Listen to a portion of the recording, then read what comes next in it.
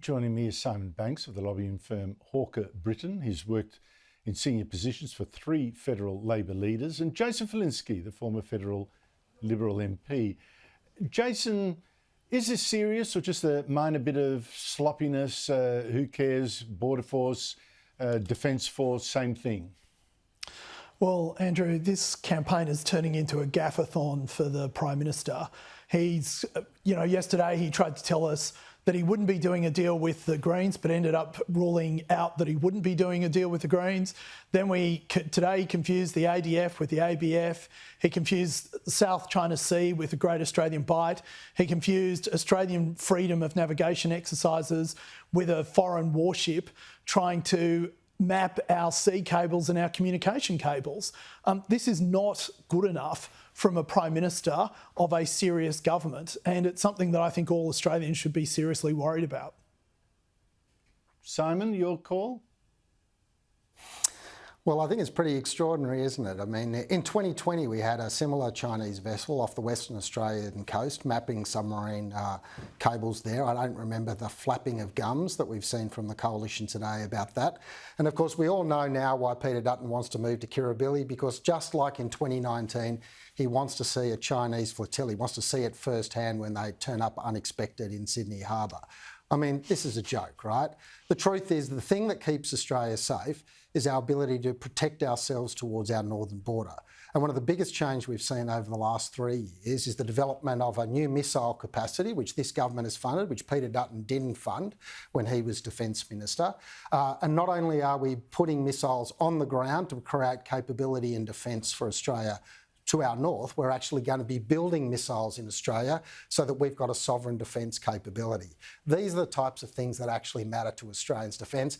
And if Jason wants to complain about activities that took place by the Chinese when they were last in government and call them gaffes, well, I've got to tell you, these guys just clearly don't know what they're talking about.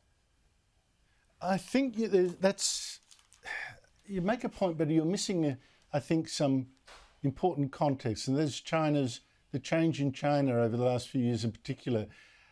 I find it amazing that defence has got almost no mention in this election, given that China, Jason, has been threatening us and just sent an aircraft carrier and 18 other warships for a joint Army, Navy and Rocket Force exercise off Taiwan to intimidate it, to punish it for talking up independence. China's army, at the same time, in connection, released an astonishing video, you've got to see it, calling Taiwan's president a parasite. Here it is.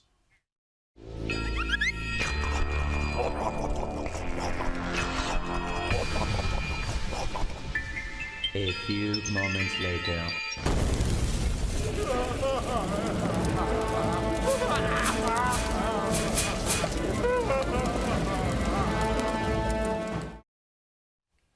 And it's astonishing. That video was actually created by the Chinese government, spread by the Chinese Department of Foreign Affairs. It's not normal behaviour at all, Jason. With this going on in our region, how can we be having an election where defence isn't a central issue?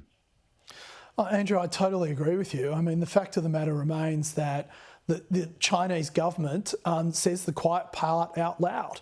Xi Jinping is on the record as having said many times that he wants reunification, including by force, of Taiwan by 2030. And Taiwan is critical not just to Australia, but to the West generally, because it has the most sophisticated chip manufacturer in the world. And if that comes under the control of the Chinese government, everything from electric vehicles through to iPhones will not be possible to make.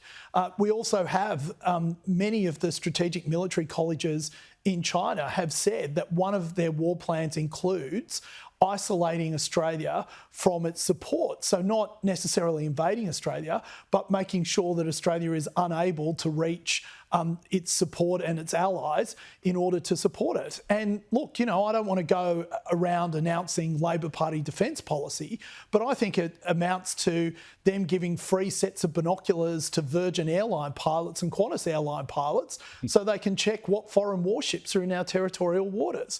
I mean, Simon, if they want to be serious about defence, now's the time to be serious about it and not make a false equivalency between what Australian warships are doing in Southeast Asia to ensure freedom of navigation versus what a foreign war vessel is doing in our territorial waters, mapping data cables in order to isolate us from the rest of the world.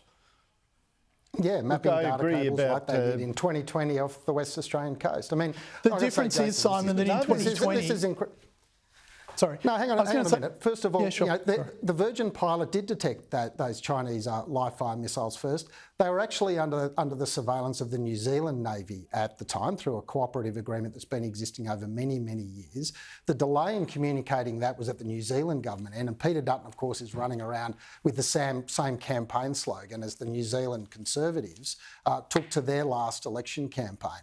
If you want to talk about defence commitments in this most recent budget and lead-up period, Labor's buying more missiles, something that can be deployed quickly and soon if needed to defend Australia from the Chinese. What we've had from the coalition is they're going to buy an extra squadron of Joint Strike Fighters. Now, I've got nothing against the Joint Strike Fighter, but they're not buying any fuel for it. They're not buying any weapons for it. They're not training any extra crews for it. We're spending $3 billion under the coalition for some planes that are going to sit on the tarmac compared to Labor actually buying missiles that will be capable of being deployed within the next 12 to 24 months. Simon, that's all very well, but I find it frankly impossible to believe that they'd buy fighters without missiles, without weapons or fuel. I think that must be a little rhetorical flourish. Well, that's what, I'm sorry, Andrew, but that's what defence experts said the moment when Andrew Hastie came out with that announcement. They provisioned $3 billion, which is merely the cost of let's have a side bet. Let's have a little bet, Simon. It doesn't cost for any of the add-on areas. I will bet your bippy that those planes will be in the air, and it'll be because they've got fuel in their tanks. All this, though, has given Peter Dutton a little opportunity to try and turn around a real problem for him, I think, that I don't think is addressed properly. And I think it is behind a lot of his recent falls in the polls. It's the Trump factor. Donald Trump attacking Britain, Canada, Australia has made all their left-wing leaders more popular, makes them look like they're standing up for their countries. Dutton tried to turn this around a bit today by saying Albanese was weak, but Peter Dutton wasn't, and he could fight Donald Trump. Here he is. The President of the United States is going to stand up for America. I'm going to stand up for Australia. I have the strength of leadership and the experience to be able to stand up to the President of the United States or anyone else if they're acting against our country's interests. Jason, how do you think the Trump factor is working out in this election campaign, and especially if he now hurts Australia with more tariffs on Thursday? Well, Andrew, as your previous guest was pointing out, America's tariff war against Australia is not going to be of any great significance. We don't sell that much to them. We're a net importer of American goods. On top of all of that, what we do sell to them, Trump is not talking about including in his tariff regime. So Australia will probably, ironically, be a net beneficiary of the Trump tariff war that's going on at the moment. But beyond that, I think the real problem is that Donald Trump is a chaos agent. He's creating a lot of chaos and uncertainty in the global community at the moment. And when Australians are feeling that, there is a tendency to a flight to safety, which includes the person who is in government at the moment. Now, while people are not focused on the choice ahead... Sorry. Yeah. Jason, I think it's going a bit beyond that. I mean, I saw Jim Chalmers, the Treasurer, today, directly linking Peter Dutton to Donald Trump, saying he was getting his ideas from the same area. And I think this is the issue, that he really needs to pick a fight with Donald Trump. But he's being painted as a Trump light, and that's going to hurt him. I don't think it's right. I don't think it's honest, but it's going to hurt him.